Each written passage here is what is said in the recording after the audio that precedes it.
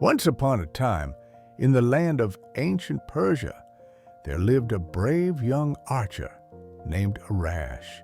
He was known throughout the land for his amazing skills with a bow and arrow. Long ago, Persia and a rival kingdom called Turan were engaged in a long and difficult war. Finally, both sides decided they wanted peace. The Turan king, however, proposed a difficult challenge. If a Persian archer could shoot an arrow far enough to reach the Oxus River, that river would mark the border between the two countries, and the war would end. The Persian people were worried because the Oxus River was very, very far away. No archer had ever shot an arrow that distance, but Arash, even though he was young, knew he could do it. He was so determined to help his people gain back their lost land that he was willing to give everything he had to make the arrow fly. Arash climbed to the very top of Mount Damavand, a tall and majestic mountain. He knew that when he released the arrow, he would put all his strength and even his life into the shot.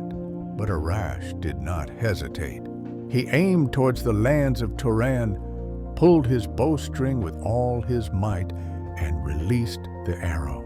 The arrow flew like a shooting star, traveling faster than the wind itself. It soared over mountains, valleys, and rivers and didn't stop for days.